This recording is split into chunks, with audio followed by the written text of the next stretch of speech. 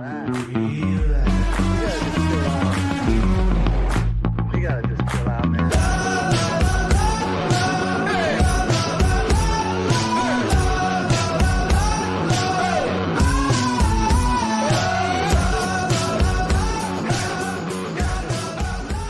Pittsburgh Steeler fans, welcome back to another episode of the Scho Bro Show.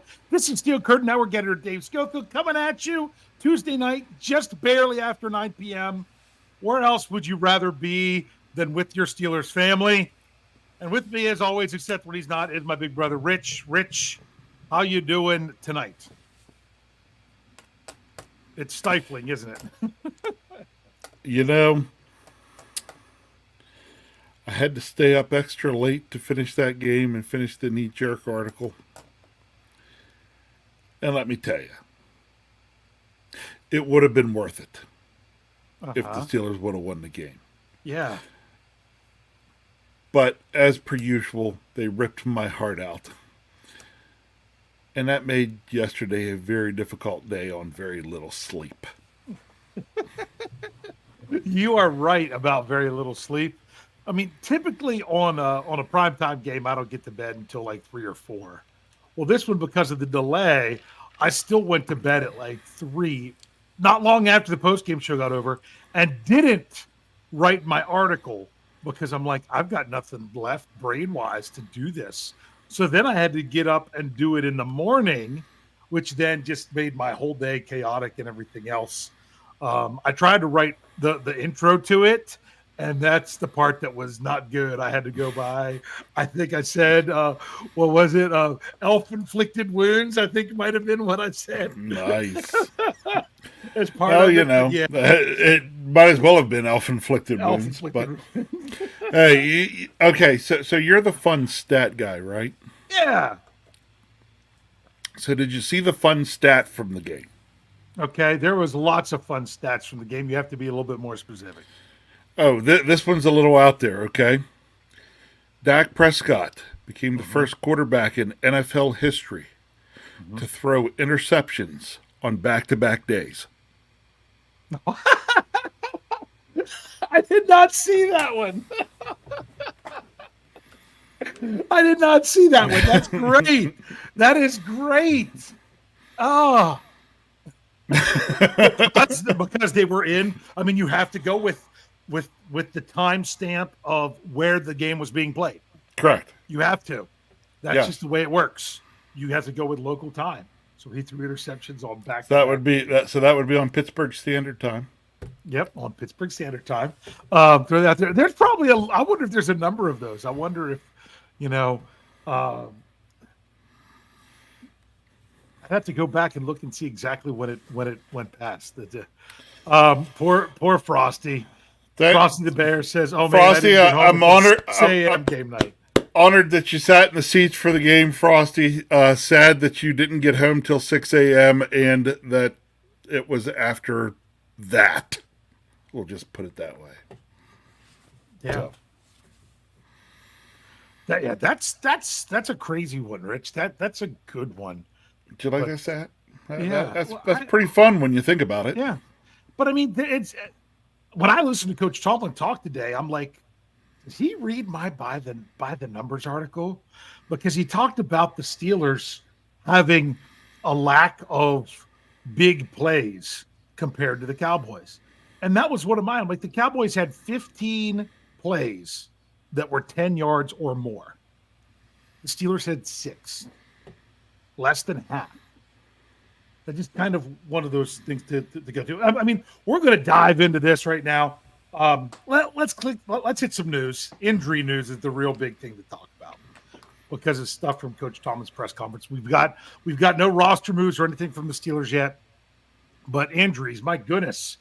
I think the Steelers, if the doubtful players don't play this week, they've already got 7 players for it to be inactive for this week. You could have all 3 quarterbacks active and not have to worry about it unless they put someone on IR, something else. That's just assuming you're bringing up 2 guys from the practice squad. But, man, outside linebacker, Alex Highsmith, out. Nick Herbig, out. DeMarvin Leal, out. Whew. Then you've got Cordero Patterson at running back, out. Jalen Warren, doubtful. Then let's see, who are your other ones? Michael Pruitt is doubtful, and who's the other one that's out that I missed? Oh, DeMonte KZ is doubtful because he got hurt in pregame. I'm missing another one. I might have to pull up my notebook to get it, but it just I know there's someone else who I'm pretty sure was out. It's just crazy. It's just it's so much going on there. Outside linebacker, they only finished the game with 2 of them. What do you do, bro? Something different. Yeah. I mean, the only other one that you have right now that's on the 53 is Jeremiah Moon. You've got 2 guys on the practice squad that you could bring up, but that's it. They even asked, is there a possibility that Loudermilk could slide out and play there? I'm like, yeah, he lined up where he was the end guy on the line of scrimmage one time in the game, and Coach Tomlin actually said, yeah, that's something we'll have to explore. Whew. But, man, that's something. And like Athens, hey, I'll say this: if you will TJ get to have any rest? Well, they got to rest him no matter what. I mean, they have to do it for George Pickens after all. Yeah. We'll get into that. We'll get into that a little bit too. Let's finish this. Oh, well, you saying finish this? I mean, I could open up a whole can of worms at this. Okay. Well, is there anything else you want to say about the injured players and outside linebacker first? Well, it's related. I'm going to use the injured players to open up this can. Okay. How many of those injured players are on the Steelers offense? Let's see. 1, 2, 3, 4. All right. If I was an injured player on this Steelers offense, an offense where it has become 100% completely accurate that as the offense, you're just asked to go out, play conservative, not screw up, and not lose the game. Would I feel like coming back to play for that? Would I feel like rushing back from an injury to play for that? Yeah. No. Let me do my job. Yeah. But I don't feel like that's what we're getting. You're not getting much attack mode like you've talked about in the past. I talked about in the past. Definitely from the offense, and at times even from the defense. And right now, the style of football that the Steelers are playing cannot be very fun for the players. And if you're not having fun, then what are you doing? Making a lot of money. Yeah, making a lot. Right, exactly. You're making a lot of money to go out to go out there on the field, right? And you see what you get production-wise when you've got a bunch of guys that are just making a bunch of money to go out on the field because it's not fun. Yeah. Let's get into George Pickens. Okay. Well, that kind of plays right into this. George Pickens and his issues right now. George Pickens is not having fun. And George Pickens, I think, looks at this team and thinks it could be fun. But they're not allowed to have fun. We're not allowed to try to score a whole bunch of points. We're not allowed to do these things.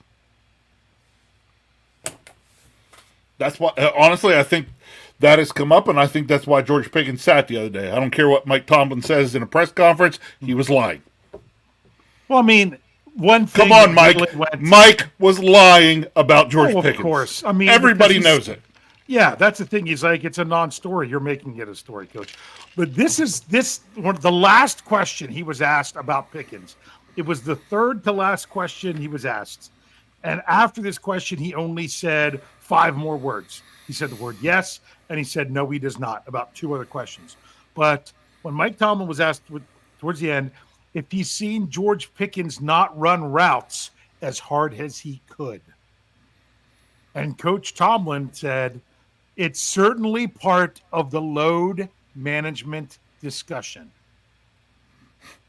So in other words, Oh, you're too tired to run those yeah. routes. You can't be on the field then. You're too And tired. You're not running them hard. I to get that. me, But then just say that, coach. Saying it without saying it. But come on, coach, it's just looking bad. But my point is that the whole idea of, hey, if it's too much for him to run, I mean, I don't know if you saw any of the video clips of him, even like on the one pass play that went out to Muth for like -1 yards. He basically, it was even a pass play, and he didn't really do anything on the backside because it was a rollout to the other side. Didn't I mean? The thing that you have to look at is when you don't run a route hard, if the defense thinks they're going to double team you, you instantly took that person, that one of those people that was going to kind of be there as a safety net for you, and you're allowing them to do other things to stop your team. Yep. So it kind of, I don't know what's going on in the locker room there. I did see some interesting stuff pointed out by some Steelers beat reporters on X about how there was a couple instances where when Pickens sat down to people next to people on the bench, they got up and left.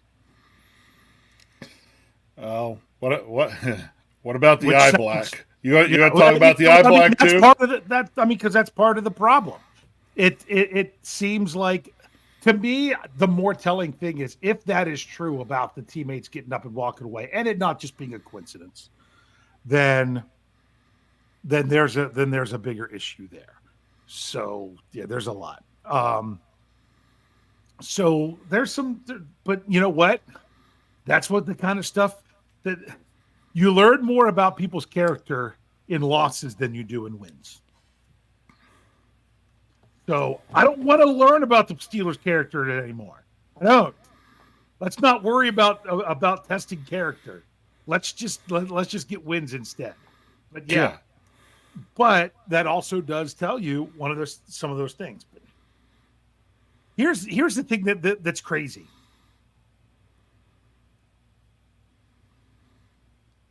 If the Cowboys receiver wasn't quite as strong as he was, and with Deshaun Elliott pulling on his arm with the ball, he's not able to hold on to that pass. One little thing in that moment, we're having a completely different discussion right now. Not totally different, but a lot different. Yeah. Yeah, you can't say a totally different it's discussion. Totally different. Because I mean, you're still discussing what went on George Pickens was and why he played so few snaps. Yeah. And that some of that is still there. But not as much because we're breathing in the sweet smell of victory. Not wondering how in the world you create 3 turnovers, block a field goal, and can't score enough points to win. Yeah, it's really interesting seeing the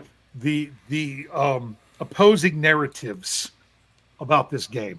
All right, because I know on the Breakfast with Ben's podcast on their Madden Monday, that's part of the Fans First Sports Network, by the way. On Madden Monday, Mark Madden put this loss completely on the feet of the offense.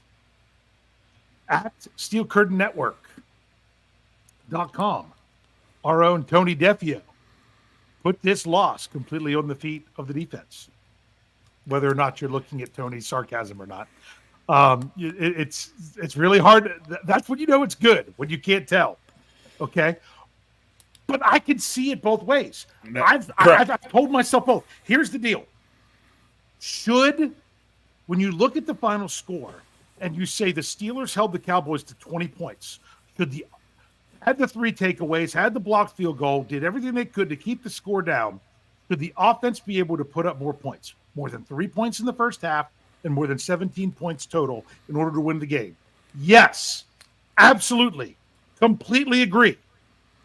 But if you give the Steelers defense less than 5 minutes left in the game and a 4-point lead, they should also be able to protect it. That is correct.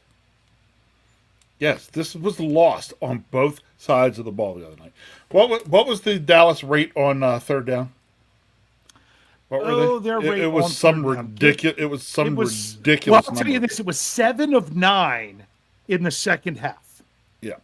Because in the second half it was 7 of 9, and their 2 third down non-third down conversions was a 3rd and 17 that they got 8 yards on it, Yep. but then got the field goal blocked. They weren't actually trying to convert that one as much because it was so long.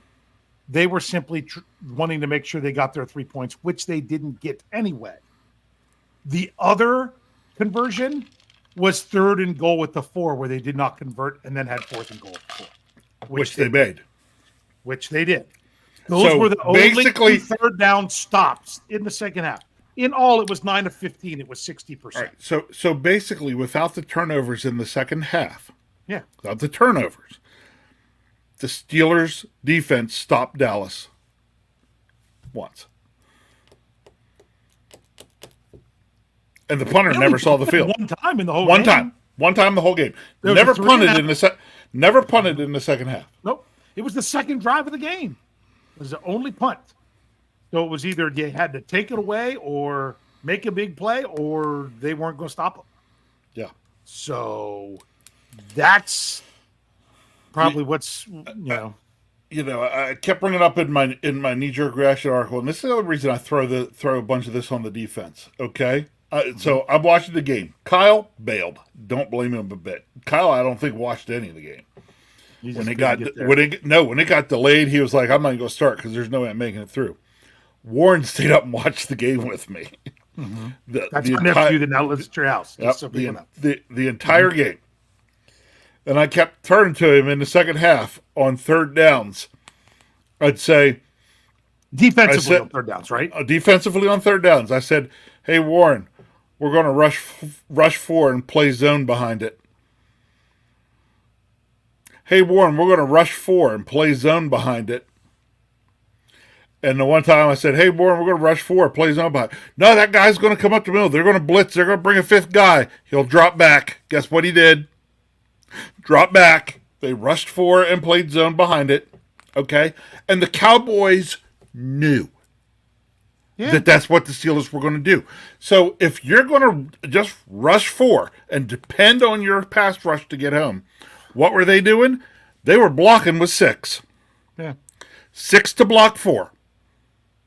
6 to block 4. We don't have to run that many guys into the pattern. Just give them a couple of seconds to find a soft spot in the zone and sit down, and we'll get to completion. Just like Joe Flacco did to them the week before. Yeah. And what happened? He picked them apart. Because we ran this pretty much the same defense every time on third down. Yeah. That was something that bothered me. Now you got to give me a minute because I was on Coach Tomlin's transcript and then I went away to check that third down percentage. Coach Tomlin was asked about this, and I kind of snapped on this a little bit when I did the recap. So if you listen to that, you know what's coming. I'm sorry. But Coach Tomlin was asked about Minkah Fitzpatrick saying that they needed to simplify their approach on defense. I'm going to read you Coach Tomlin's quote, at least the way that it's transcribed by the Steelers media website. It says, "We consider that each and every week. That's just a component of strategy in today's game. Simplicity means playing fast and shortness, but oftentimes it means predictable. And so it's a delicate balance that we always have. It never really comes into question until you're unsuccessful. And so I generally try to focus my energies on being successful." Let me go back and read the part of it that I specifically wanted to quote.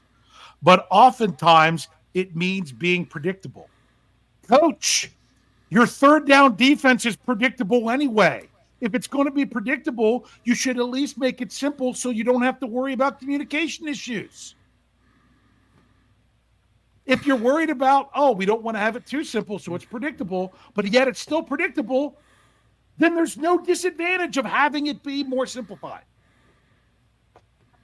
because it's predictable. Correct. Yeah. We've done it on offense for years, and we're Yeah. doing it on defense the last couple. Yep. Yep.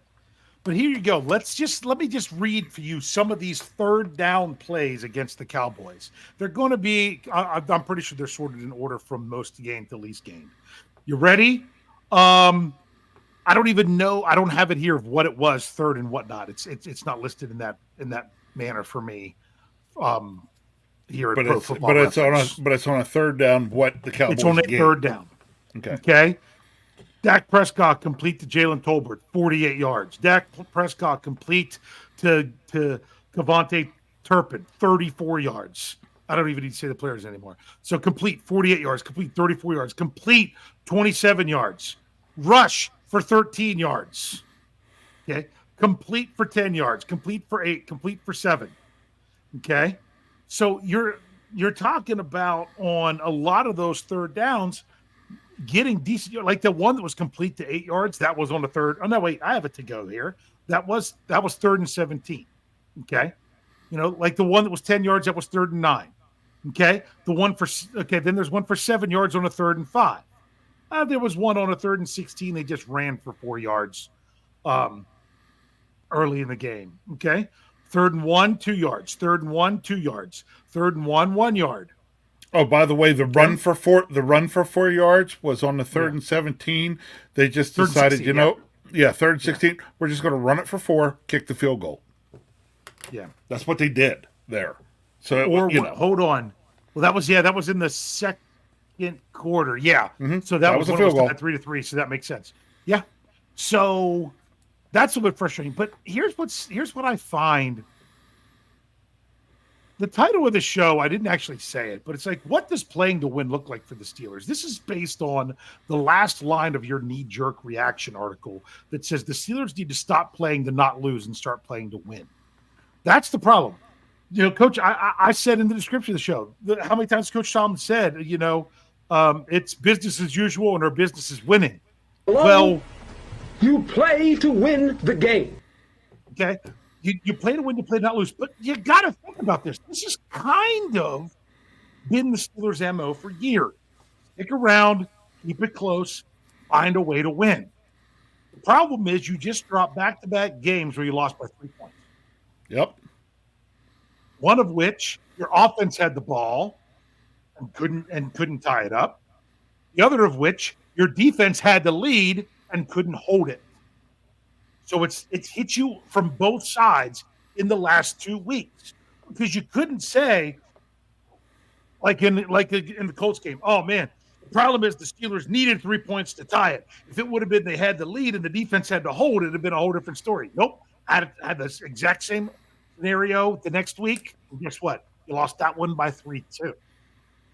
And that wasn't a field goal to win the game either. Yeah. The defense had to, the week before the Steelers could have got a field goal to at least tie it up, right?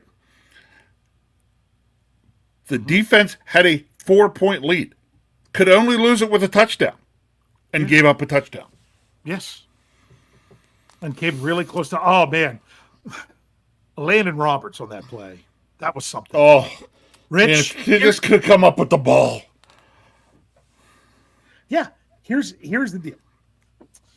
I did my PFF article breaking down the PFF numbers. Yeah, I read that today. Hey, by the way, that might have actually been the best play of the game.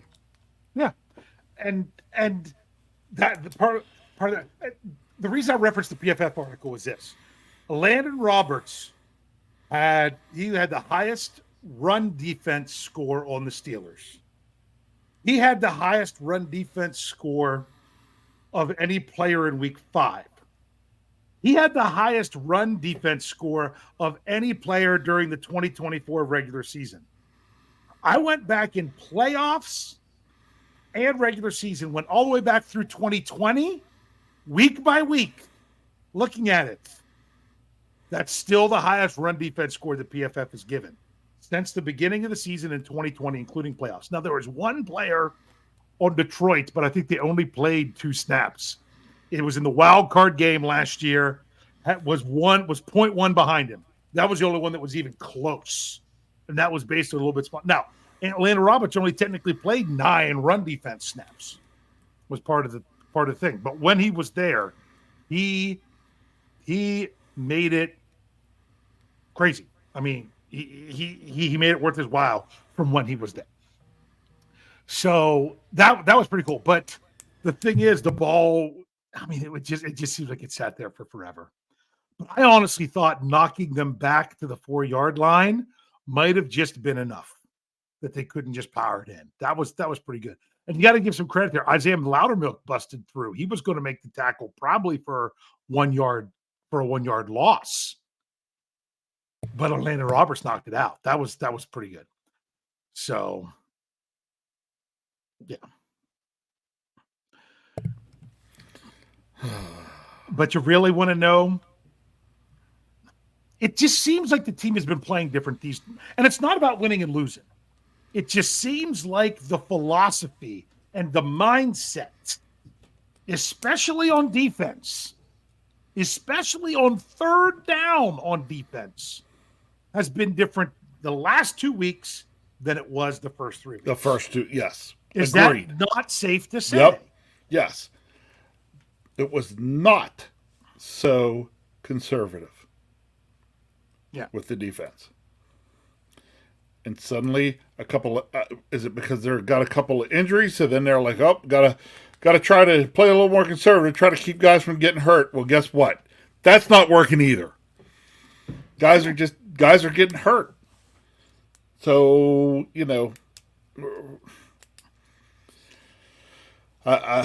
scheme-wise, it's going to have to change because you've got so many injuries. You're going to have different guys there, and those guys can't do all the same things that the guys they're replacing. Because if they could, they'd be there already. Yeah. I'll tell you one thing, though. Last year, the Steelers basically decided they didn't want to have the opportunity for Landon Roberts to be on the field in passing situations because of Cole Holcomb and Quan Alexander. As those guys went down, what did Landon Roberts show? That he was a guy that could step right in the passing game. Don't be afraid to get him out there. I know Peyton Wilson. I know he could be the future. Okay. Once again, I'm telling people that the same thing I had to do in the post-game show. If you're going to just type the same comment over and over, you're getting in timeout. Just stop. Okay? Just stop. Grow up and join the family. Don't be a toddler. Okay? So there we go. Just putting that out there. Where was I saying? I got frustrated with that. So it was about getting Landon Roberts. Right. I know Steelers fans are excited about Peyton Wilson. But right now I feel like you have this asset that you could really use, and he's on the sidelines. Now, I know a number of people would be like Patrick Queen. Okay. Patrick Queen, I didn't get the hate for him in the I didn't understand it either. Get it. And I'm like, my eyes did not tell me that. And like I said, I like to critique and tell you what's wrong with the PFF scores, but I like to go into them knowing what my eyes saw, and then I grade their grades. That's what my article does. I grade their grades. I have a problem that Isaac Seumalo has a higher grade than Zach Frazier when Frazier had like 20 points more than Seumalo in run blocking, but was only 5 points behind Seumalo in pass blocking. It might have been the other way. It was the other way around. It was the other way around with running versus passing. And that just doesn't make sense to me. If you average the two grades, which isn't the way they do it, then obviously, Frazier had a better average. I don't get why. And they played more snaps in what he was doing better, which was the pass blocking. So that's a little bit frustrating. But they had Patrick Queen with he was one of the top 6 or 7 grades for the Steelers. He had a good grade in this game. So people that were really down on him this past game, I'm like, I thought he had his best game with the Steelers so far. So I'm not necessarily down on him, but at the same time, man, I think Atlanta Roberts has got to be on the field. Okay. So Landon Roberts is on the field. Ready for out there? Yeah. I think Peyton Wilson can be on the field too. Well, Coach Tomlin shot that down real fast. I think it's a mistake. Attributes to play on the outside, and his answer was, I already read it once. No, he does not. Well, you're the coach, but I'm going to disagree on that one. And when times get tough, you got to, you got to see what somebody can do. Yeah. So, and it's so interesting because last year Jim Wexell was pounding the table to move Herbig, the inside linebacker, to get him on the field. This year, my goodness, now you've got Wilson, Roberts, Queen. What if Holcomb does come back eventually? I know. You just look at that and you're like, wow. But right now at the outside linebacker, you got Watt and Moon that just came off IR. I mean, Rich, we're going to keep talking about this game because things that were wrong with this game is stuff that needs to roll into the next game. We're going to go ahead and take a break. When we be back, when we come back, we'll wrap up a little bit more with this game. Anything else we want to talk about? We'll turn the page, look forward to what's going on with Las Vegas, and of course we'll get our big question. So if you're with us here on YouTube, Facebook, X, we're not going anywhere. If you're with us here on the audio side, stick around. We'll be right back after these messages.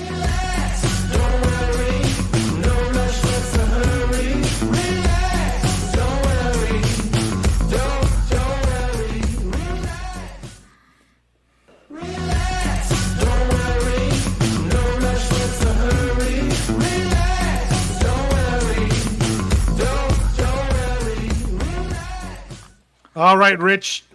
It's kind of hard to relax and don't worry after this one. Although, like I said, it was so darn close. The Steelers almost managed to pull a victory out of what, numbers-wise, looked like it would be a defeat outside of making the splash plays. Should they have to rely on that much splash in order to win a game? No, they shouldn't. Just go. I talk about this, and we thought we kind of saw it finally. We're seeing more of it, and then the last 2 weeks we've regressed from it. Remember me talking about that we needed to just go out and be bullies and smack the other team in the mouth on both sides of the football and just impose our will on other teams? And we did that in week 3. Yeah. More than we'd seen in a long time. And what do? The next 2 weeks? Revert back to not being like that. Yeah. But now I don't know about this. It's funny because Joe Anderson said should have did an all-out blitz. Here you go. Here's something that I figured out. I was looking at the Steelers' blitz rate. How often do you think the Steelers blitz? And where do you think they fall in the NFL? Hold on. I think I saw this from a couple of weeks ago, but I'm going to guess it's still on that same trend. I want to say it's like, oh man, I want to say it's only around 30% or less. It's 20.6. Yeah. And 27th in the NFL. They don't blitz all that much. Yeah, and I knew they were in that bottom quarter.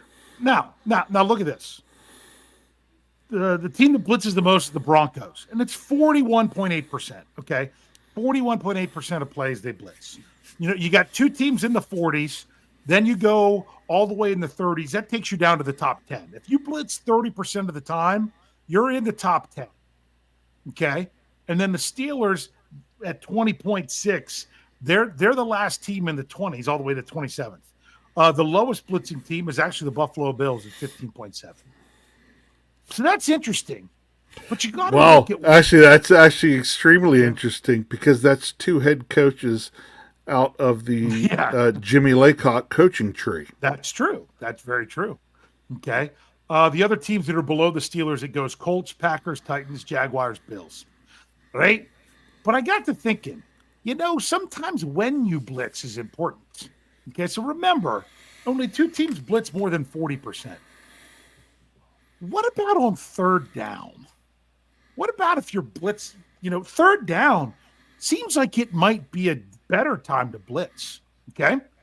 There are two teams that blitz 50% or more on third down. The Cincinnati Bengals are tops in the league through 5 weeks at 52.9%. And the Kansas City Chiefs are at 50%. Mm-hmm. Okay. There's a number of teams that are 40% or more. Top 8 teams. Okay. Blitzing. So then you got people in the 40s and the third. So look at the numbers are generally a little bit higher on third down than they are overall, yeah. right? Not for the Pittsburgh Steelers. Yeah, what are we blitzing on? 8%? No. Remember, they had 3 games in there that they weren't living in their fears and would That's actually true. do these kind of things. 12.5. That ranks 32nd in the NFL. The Pittsburgh Steelers blitz less on third down than any other team in the NFL.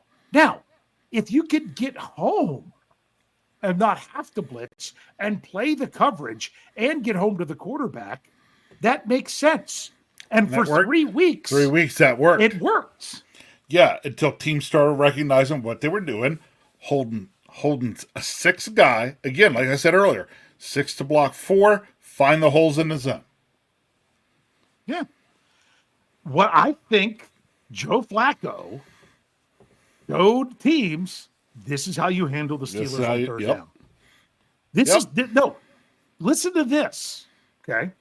Third down percentages for the Steelers defensively this year. Okay, you ready? Atlanta, 27.3%. Now this is Pro Football Reference where I just filtered my third down plays. I didn't go into each game and pull it out. So sometimes there could have been a play that was maybe missed there. So I got to remember that. Hold on, I accidentally hit a button and something just went crazy. Where did it go? That's not good. All right. I lost it. Give me a second. Okay, there we go.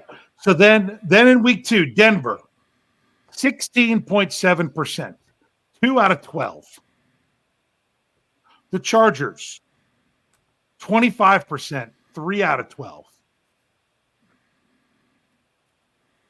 Indy and Dallas, 53.3% and 58.8%. They have 10 out of 17. I think it was 9 out of 16 is what it really is. Because I think these are counting plays that then there's even a penalty. I think is part of the problem. So those are the kind of things to remember there. But I could have gone into each game and pulled each one individually from the Steelers media site. There's a huge difference. The Steelers, when the Steelers get off the field on third down, they win, and they hold their opponents to 10 points or less. Yep. And when they don't get off the field on third down, they lose and give up 20 points or more. It's a 5-game sample, but that's what it is. So that's the thing. And it just seemed like they decided to keep doing the same old thing and getting killed with it. Well, and I think that got to be the real frustrating part for me watching the game the other night was seeing them do this on third down, get beat. Do this on third down, get beat. Okay, they beat you twice doing that. Let's try something different. Nope, we'll just do the same thing on third down and get beat. And they just kept doing it the rest of the game. I'm not saying it was the exact same play call. I'm not. No, but it's still rush. The same general idea. Exactly. It's rush 4 and drop 7 into coverage. Yeah. Drop 4 and 7 into coverage. Yeah. And most of the time it was not man coverage. This is a very actually I don't know, Dave. You'd have to go back and look that one up. I don't know that there was a man coverage on any of those third down plays, especially in the second half. I think they were all zone. I'm not sure. I'd have to find. I was trying to find that and I couldn't find it. But here, Money Line says QBs that know how to read a zone is the Steelers' worst nightmare. Yeah, and wasn't that isn't that the problem with some of the young quarterbacks? Wasn't that people that said that was KP8's problem is that he couldn't read the zone? Yeah. So But if you do, you're just going to pick it apart. So I find it quite interesting there. But so what does playing to win look like for the Steelers? Even if the Steelers would have managed to have won that game by making that play on fourth down, that still wasn't playing to win. Because I will tell you, at first I thought the Would have Steelers been a were win. in zone on fourth down because I saw Joey Porter Jr. as the receiver, as the ball was snapped, he pointed to the receiver as he went like he passed him off. They were in man, but I think it would have been, depending on which way that receiver went, who would have had it. Yes. So it still was man. That's what threw me off at first because, like I said, I can't break down secondary to save my life. But if you ask me what's going on in the trenches, I'd love to talk about it. So, but it's crazy. I'm going to ask one more question before we move on, Rich. Sure. Unless you have something else to talk about. Ah, that's fine. Lots of people throwing a fit about the timeout. Should the Steelers have called the timeout on the fourth down play? No. It did nothing for them. Should the Steelers have used the timeout to not have the 10-second runoff? If they would have used it there, I would have been happier than what they did with it. I know exactly what you mean. To me, it's this. I get not, when you only have one left, I can see how you could say the 10 seconds aren't worth the last one. But if you remember back when the Steelers, the infamous game where the Steelers played in Las Vegas, well, it wasn't Las Vegas, it was pretty sure it was before they moved. It was the one where they actually got into field goal range with the hook and ladder, but Boswell slid. It was the one where with Ben and the faulty machinery with getting him back out there and all that. But that was a play where it was a fourth down play. The Raiders had no timeouts, and the Steelers called timeout to set their defense. And what they do, they gave up a touchdown. To me, the fact that the Cowboys had called a timeout and they had time to plan. If you see something you don't like, you use that timeout for that reason, I understand. Because if they score on that, if you saw something you didn't like and you opted not to take the timeouts and they score, right? And you're like, why didn't I use the timeout? It just didn't seem like this. Had the Steelers just looked like something wasn't right, I understand it, but it didn't look that way. It honestly just looked like it was the old, we're going to try to look and see what they're doing on offense. And if you called a timeout and think Dallas came out planning to do the exact same thing they just lined up to show you, that's a problem. I saw somebody, I don't know if it was Nick Fairbaugh, someone like that during the game made a comment that the Steelers called timeout when they saw that the Cowboys managed a formation that got CeeDee Lamb matched up on Beanie Bishop. If you saw that matchup and you didn't like it, much like seeing Keenan Allen on John Bostic or something like that. Yeah. If there was one specific matchup that you saw and that you're like, no bueno, no bueno, I got to stop this. Then you stop it. Then you call the timeout. If that's what happened, if that's really what it was. So that's why I'm saying there are reasons why we did it. Now here's my point. Are you ready? Yes. The most important thing that you have to realize about that is this. Why did you only have one timeout in that situation? Yep. You did not utilize your other two timeouts in good manners in the second half. Yep. You shouldn't have been sitting there with only one anyway. That's correct. That's, to me, is the bigger issue with that, and that's not something that someone's saying. The problem isn't how they use their one last timeout. The problem is, why did you only have one to use? Right. Yeah. Yeah, that is a much bigger question. Yeah. So, yeah. Yeah, because like Frosty said, what they have to use one for? Because they had 12 men on the field. 12 guys on the field. Yep. So that's interesting. Anything else from this game you want to talk about before we talk about the Raiders? Yeah, can we please talk about the Raiders? Because I don't want to Okay, talk about this game anymore. Turn the page, and that's the thing. This is a big one. There's a huge difference between going 4-2 and dropping to 3-3. And when you hit a 3-game losing streak, that's another big thing. The Raiders, I mean, they're real. They might be the only team that's close to being as hot a mess as the Steelers right now. Yeah. So I got to bring this up real quick because Steelers Pittsburgh said it. I think he's right. Mink and Queen are constantly trying to protect Beanie. He's a liability, and it's not that Beanie Bishop can't develop into a good player. I mean, he's an undrafted rookie free agent. Okay, you're asking an awful lot of him right now. Okay, so yeah, and teams know the Steelers are having to ask a lot of him right now, so they're putting personnel groupings on the field to put Beanie Bishop on the field more to try to take advantage of it. Yeah. So, and honestly, that's the same kind of thing I'd like to see the Steelers do. I still don't see the Steelers on offense. We're still not doing it. We're still not using. If you want to use 2 tight ends, and everything. Yeah, I mean, did the one get over top of Mount Washington? It didn't. Got to put a little more when you got a height mismatch like that. You got to put a little bit of air under that ball. Yeah. Yep. Yeah. Mm-hmm. So, I mean, I didn't even get into the whole Justin Fields thing. There's some people that are convinced that, he could no way be anything. I didn't think he played awful in that game. I just felt like he was okay. I know. I went back to the game when we're trying to go forward, but I did want to say this. My more concerning thing is what are the Pittsburgh Steelers known to do in prime time? They're known to step up under the lights. When all eyes are on them, that's where we're going to stand the tallest. And when they had a national audience, that's when I think Justin Fields had his weakest game. That's my bigger concern with him right now. Like I said in the post-game show, and I still kind of look at it, he just played okay.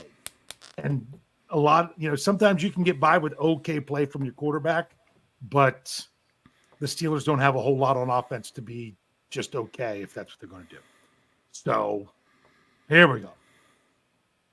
So the Steelers are going to Vegas to face the Raiders. Coach Tomlin talked about the Raiders today. He spent more time on their defense, talking about them. He said something about them, about how they're thoughtfully aggressive and everything, and try to keep you off balance. I'm like, Coach, take a lesson.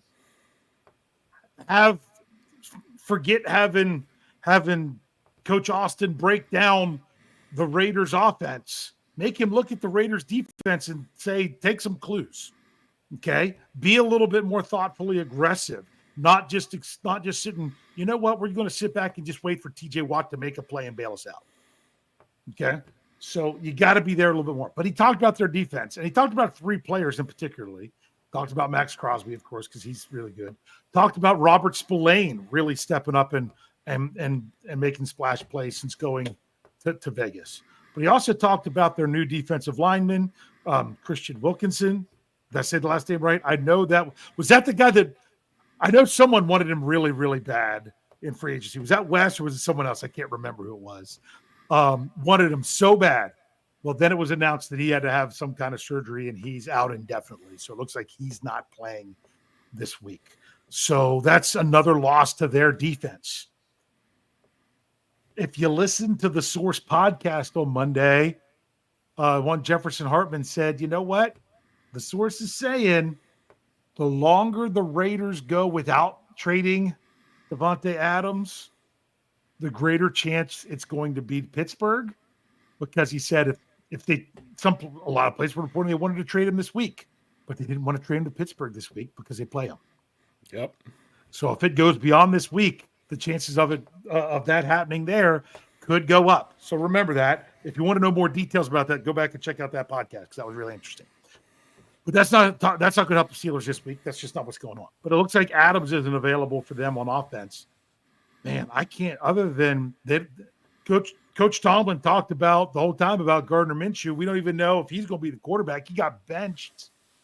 There's not a lot to talk about with the Raiders offense. There really isn't. No, there's not. I mean, gee whiz. I'm sitting there trying to think, okay, who on their offense scares me? Yeah. I couldn't even name their running back. No. I'm sure someone told me, I'd be like, oh, yeah. Who's the running back? When it comes down to it, the Steelers need to make sure of one thing. Don't let Max Crosby win the game for the Raiders. Yeah. Just like you can't let Max Crosby be the TJ Watt. That's right. Mm-hmm. Is this right? John S. says it's Zamir White. I have no idea. I don't know. I don't even know if you. Although he's listed as questionable. I don't know. I mean, I'm more worried. Honestly, boom. Cherry Richards put it in there right there. Brock Bowers is going to kill us at tight end if we keep playing zone. That's honestly the biggest threat that they have. That's true. So, all right, I'll go ahead and bring up this super chat, although some people have already chimed in to agree and some people have already chimed in to disagree. But Claude Bishop does give us $5 into the tip jar to say, nobody wants to admit it, but the problem is Tomlin and his second-rate coaching staff and the Rooneys for extending him too soon. I don't know if I blame the Rooneys for extending him too soon because that it was already past when they normally would. Yeah. And, so that decision was made. Now, that being said, I always talked last year that I felt that Mike Tomlin leveraged Art Rooney II to force Matt Canada out when he did. Yeah. And I'm guessing Art Rooney II said, okay, Mike, now it's on you. Mike doesn't live up to it. What do you do if you're Art Rooney II? Well, yeah, because now I'm starting to I'm going to be real. And I was saying this before, that people are like, it's the same offense as before. It is not the same offense. Not the same offense. But it's the same philosophy. No, but it's the same giving philosophy. The same results. Yep. It is. So that's a problem. It's not the same offense. And I think the offense has so much more potential than what the last one did. Right, but their hands are being tied by saying, don't turn the ball over, don't screw up, keep the game close, Let the defense win it. So now I am saying, if I didn't like Matt Canada's offense in the first place, I didn't like the predictability of it. I don't think there are times when it's a little bit predictable. It's so funny because in one breath, I'm like, hey, Steelers, you take a shot on first down, you don't get it. That doesn't mean you can't turn around and run the ball, and you should not run the ball on second down, and you have to pass it every down in order to get a first down. You don't have to live by that philosophy. I agree. I agree with that. But you also don't have to run the ball every time when you have an incompletion on first down. That's right. Yep, exactly. There's that happy medium there, right? So you complain about one thing, you complain about the opposite. And the reason is because it's so extreme. Yeah. So that's the thing. And I mean, like Frosty the Bear says, handcuffs are handcuffs. If the offensive coordinator is being handcuffed by stuff, I get it. I get it if the defense is your strength. And you don't want the offense to put the defense in worse situations than what it is. But you really want to know what's a bad situation? Only scoring 17 points. That's a bad situation for a defense. Don't do that. And always putting the game on the back of your defense every single week. Yeah. And it shouldn't be on the defense every single week. And I have to admit, what's going on with the injuries at the offensive line is not helping things. No, it is not. It is not. No. So I get it. Also, injuries at running back, not helping things, because I couldn't believe that PFF gave Najee Harris the top offensive score on the Steelers this week. They gave him the second highest score of a running back in week 5. Najee Harris, with all the production they got out of him in that game. That one is one that I'm like, yeah, I gotta bring down your grade on that one for that. So, yes, what the Steelers are wanting to do, and I mean, they just really aren't that strong at receiver. If I mean, right now when you're looking across the board, you're like, okay, you've got you would be starting 3 rookies on the offensive line right now if one of them wasn't lost for the season, and it was your first round draft pick that was lost for the season. So instead, you're starting 2 rookies, a second year player, and a 4th round draft pick that has completely gone beyond, superseded what the expectation should have been for him and what he's ended up having to do, but yet it's still a punching bag by a lot of Steelers fans, and a veteran that just missed the first 4 games and just now came back. That's not a recipe to be great, and yet I think they're doing better. There's still a chance that they could really come together and do well as the season goes on, unless they have more setbacks. Yes. So it's kind of hard. So I guess with the offensive line going through what it's going, that's where it seems like the reins have backed off a little bit on the offense, dealing with the constant shuffle with the offensive line. I just don't understand why it went so conservative on defense. If the defense is your strength, you can't play, all out on 2 plays and then go all conservative on the 3rd one and then have to stay on the field. So, yeah.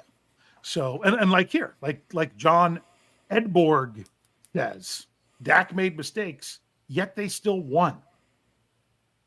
Yeah. Yet they still won. You can still make mistakes and still win. Time to take the training wheels off the offense, please. Yeah. Now, honestly, I still understand. Doesn't mean it needs. If you're trying to get that offensive line together a little bit more, I do.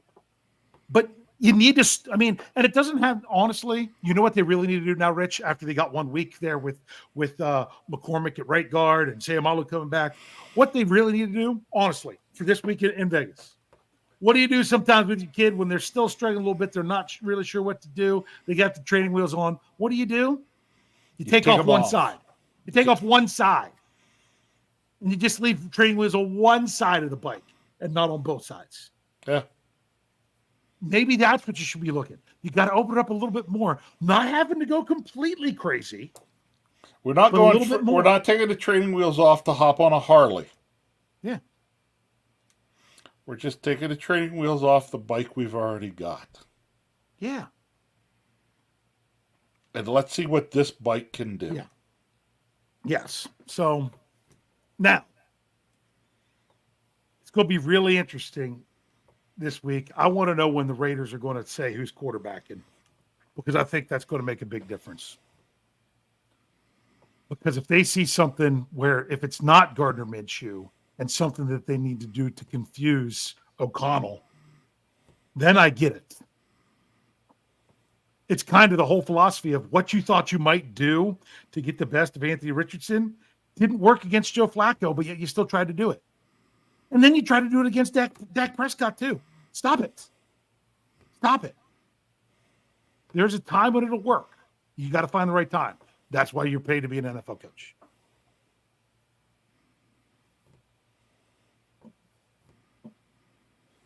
What else? Anything else you want to say about this game coming up other than the score? Okay. I just want to bring up my friend Frosty the Bear. Okay. Hey, he says the style of football is really hard to watch. Though for let's say the last 5 or 7 years, it's ugly. We needed a couple dominant wins just to air out the stench of playing too conservative a ball. Yeah. And that's kind of what I got on earlier in the season when I said we needed to go out and be the bully and smack somebody in the mouth. Like, so let's go win a game by 15 points and be totally dominant on offense and defense and just stick it to somebody. But for some reason, that's not the way Mike Tomlin wants to run his football team at all. And it's, again, for me as a player, that's not very fun. No. And I know, and Mike Tomlin say you're not paid to have fun. Okay, Mike, I get it. Those guys are making a lot of money, and they should be doing their job no matter what you tell them it is. But you know what? I have people that work for me, right? I have people that work for me. And I've worked for other people and still do work for other people. And you know the people that I like to work for? The people that let me do my job and let me enjoy doing it. Yeah. And that's what I try to make sure I do for the people that work for me. I want you to do your job, but I'm not going to sit here and tell you how to do it. I'm going to tell you what I want for the result, but I want you to go then just do your job. And at some point, I want you to look at me and say, you know what? I enjoy this. Yeah, it's kind of like me as someone who used to be in education. I kept saying, they're like, "Oh, are you ever going to go back to teaching?" Only if they just let me teach. Just let me teach. Let me do what I enjoy and what I'm good at. But no, you've got to do all this paperwork and go through all this red tape and all this and all that and everything else. And guess what? Why do you think so many people are leaving the profession? Because it's hard to enjoy it. It's not rewarding anymore, and they don't pay you anything. Yeah. Why would you even want to do it? Right. And that's the problem. If I could just go in and teach a classroom and not have to worry about all the other stuff that really doesn't help me at one bit at all to be a better teacher, I would be fine. But that's not how it is anymore. And you could kind of apply the same thing to the Steelers. Do you want to bog these guys down with, don't turn it over, don't do this, this, or you just want to go out there and let them do what they've been doing since they were kids and play football and be a physical specimen and show what you can do? Yeah. That's what you really, it's almost like some of these guys, maybe the Steelers are doing this because they know that their players are not good on offense. And if that's the case, shame on you for trying to go into the season with players that were no good on offense. Yeah. If that's really the problem, you kind of have some say in what players you have out there too.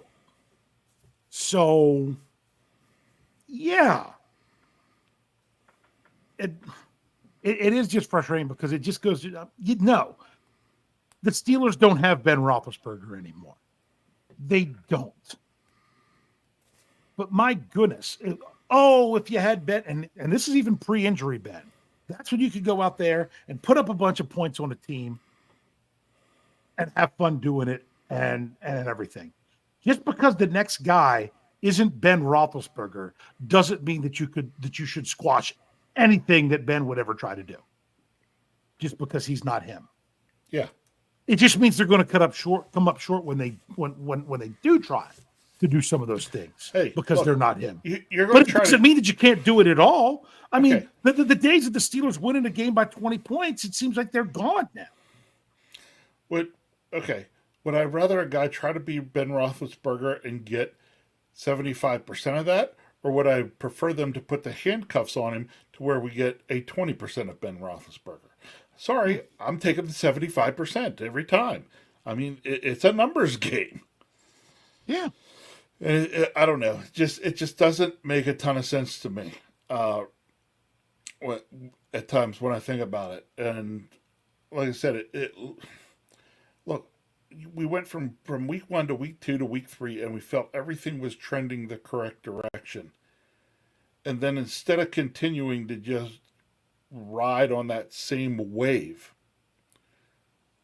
we decided to bail out of the ocean and go see if we could surf on a pond. Yeah. Yeah.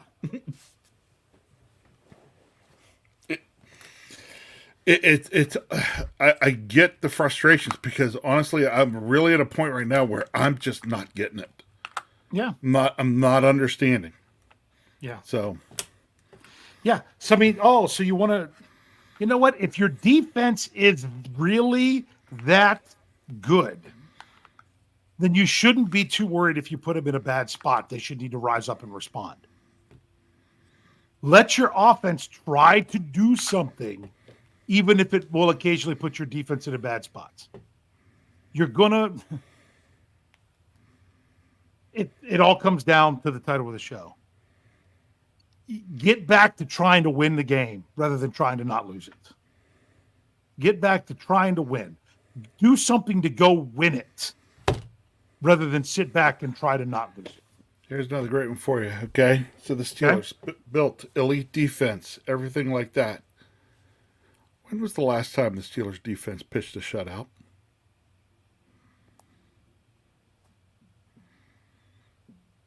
Oh, man. I mean, Yeah. you don't get shutouts in the NFL anymore. The Steelers Did you last find it? pitched, yes, I did.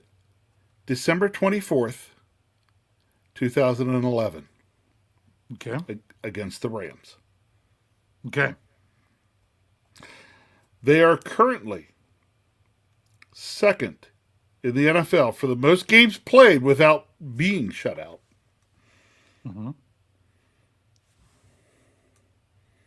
With the Baltimore Ravens leading that. But, yep. The Steelers' last shutout loss was to the Ravens in 2006. Okay. So they've gone a long time without being shut out. But the last time they shut someone, I mean, my goodness, you're talking almost 13 years ago. Yeah, almost 13 years ago. So, yeah. But, I mean, so you're going to have to score points. Got to score some points. You know, and I mean, right, did you have a problem when they ran it on that third down and then took the field goal? I mean, I'll be honest with you. If they saw something that they thought that they could maybe sneak by and get it, and you wanted to try it, knowing if we don't get it, we can get the field goal. Right. If they thought they saw a specific matchup and a specific thing that they could exploit and be able to do that, I'm okay with it. But we're not okay with that too, because I thought I saw. I don't know if we had. It was almost watching that play. Almost looked like we had two plays called.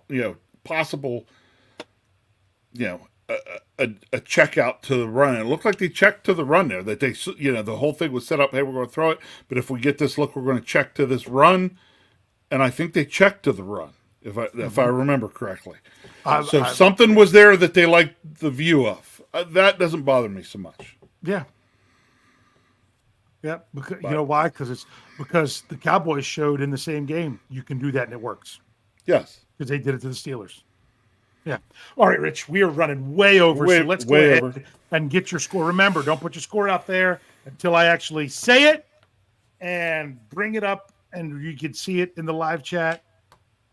Rich, what do you have going on with the Steelers travel to Vegas? On Sunday for a 4:05, which is just a little bit later than when God intended NFL football to be played. I will say, let's see. 9:45. All right, going to keep this simple, get right to it. They're going to Vegas, going to go ahead and play the numbers. The Las Vegas Raiders 20, the Steelers 17. Okay. So you're going Raiders 20-17. How's that playing the numbers? Just out of curiosity. Because it was everyone what else the score. It's what the score was the other day, dude. I know that, but I thought there was a deeper meaning than that. No, just maybe it was stick with and sticking with the trend. The Steelers lost the last two games by 3 points each. Okay, there you go. Okay, I thought maybe there was something that the Raiders average scoring. No, dude, you're reading too much into it. No. I thought you went deep numbers. No. Yep. So here we go. Verge. Okay, go with Verge saying 24-20 Raiders or her Raider tees. Of course, if you don't put a team, we assume you mean Steelers, but yeah. Okay, Thomas Riley, he's back at it. He's got to do it. Yep. Love it. Thanks, Thomas. Appreciate it. Yes. Steelers 17, Raiders 17. Afton has 12-21 Vegas. Okay, Thomas Potts has 20-10 Raiders. Okay. Dion Eaton has 23-17 Steelers. Pittsburgh has 17-13 Steelers. Wes, I'm digging this one. He says if Minshew 31-17, if O'Donnell, I think he meant O'Connell, 21-17 Raiders, he hates to say it. Or both of them Raiders, Wes? That's something you get to let me know. If both of them were Raiders, but just if it was going to be closer or not. That was my question. Steel Dog 88 says 27-13 Steelers with a rebound. Outside Steelers fan says good guys win ugly 17-12. Claude Bishop's got 24-20 Raiders. Steeler Chick 46 has Steelers 14, Raiders 13. That would be weird to not have Boss kicking any field goals, but yeah. David Poe says 19-17 Steelers. Wild Herb Ways says Vegas 21, Steelers 13. John Walter says 13-6 Raiders. George OTJ says 27-12 Good Guys. Feel the Steel says Steelers 24, Raiders 13. Okay. Afton Ford says Captain Underpants said earlier 23-9 Vegas, but couldn't stick around. Thank you, Afton, for looking out for your fellow chatmates, some others of your Steelers family. Yeah, like my shirt says, faith, family, Pittsburgh football. That's I almost would have said this and misspoke. I almost said, Afton, thanks for looking after the captain's underpants. Matthew Buck says 24-16 Steelers. Pittsburgh Toddy 86 is 23-16 Steelers. Tom Dessenberger, I said that right, didn't I? Yeah. Yes. Says 20-16 Raiders. Blackjack Novak says 16-13 Villains. Here we go. Brian Harrington says Steelers 24-13. Frosty the Bear says 15-9. Boz beats the Raiders. Moneyline says Vegas is 2019 NFL. And oh, wait, I thought that was a score. Sorry, I saw a number in there and missed it. Yeah, they don't have good numbers. And Wes said, yes, both of those were for the Raiders to win. Just how much?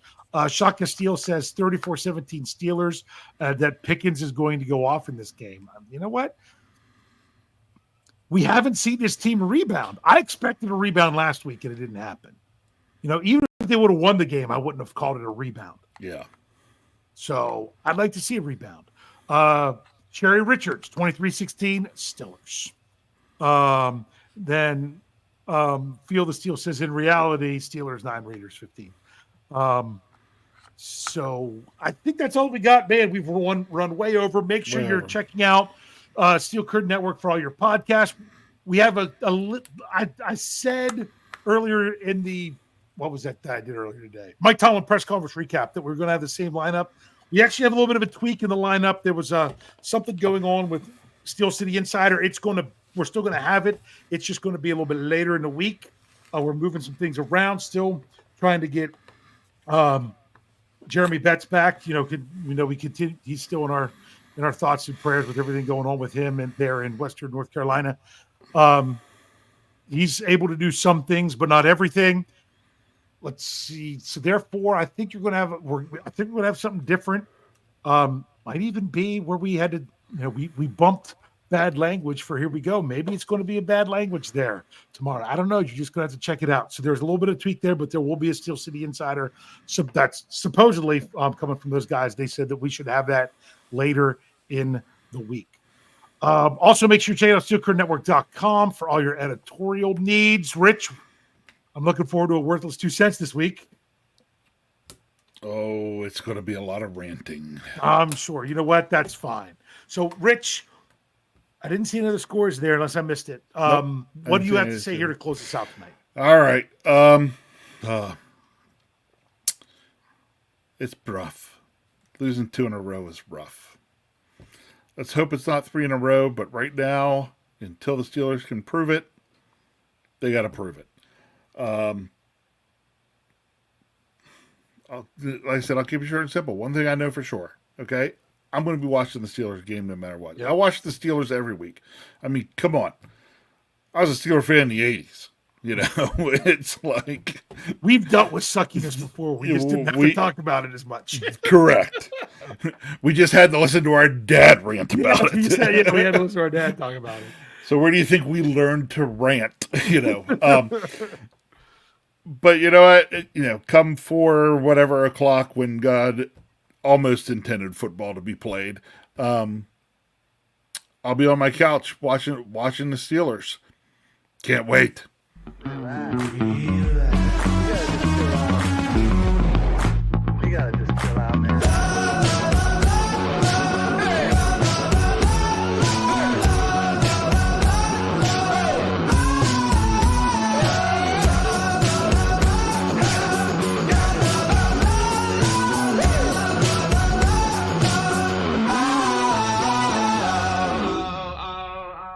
can't wait.